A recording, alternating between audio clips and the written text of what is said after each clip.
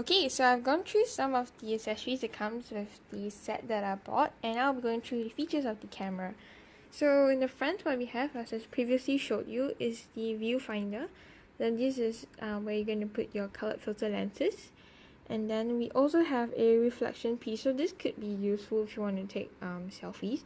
But if you're taking selfies, I highly recommend that you use the ultra wide lenses together with it, because then you'll actually have a nice photo background. If you don't use it, what you actually get is something like this, so you don't really get to see much of the background of it. Yeah, but it helps, I guess.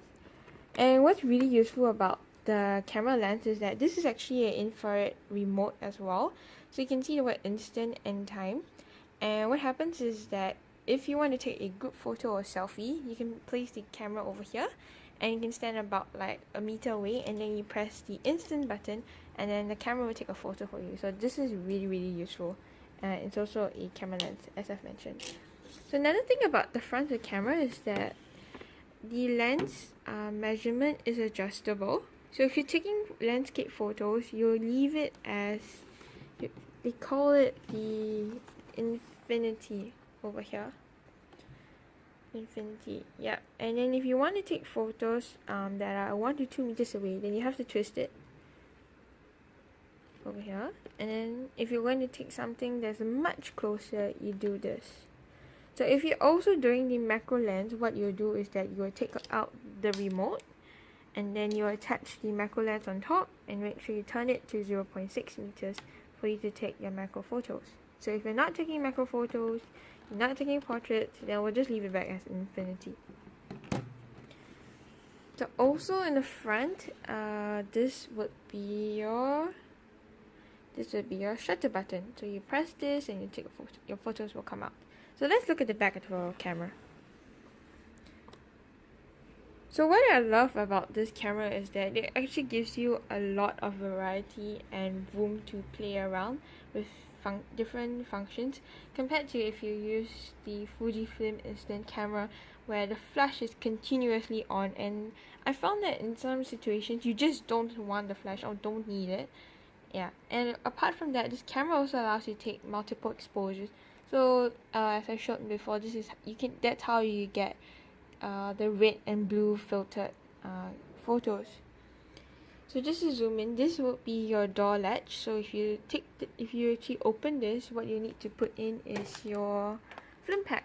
The film pack and the camera is actually pretty big, so this is quite heavy to carry around, but it wasn't too much of a problem for me, I guess. Then over here, what we have is the flash button. So so let's just switch it on again. So if it's red, it's telling you that the flash is currently on standby. So it's not on or not off. And if you want to switch it off, you got to press it once. If you want to switch it on, you need to wait for it to turn green. And then we know that the flash will be switched on while we're taking photos. You don't want it switched off.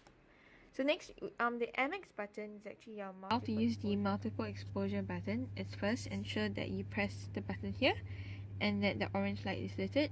Then take as many photos as you want by pressing down on the shutter button over here, so you can take like 2 to 3 shots.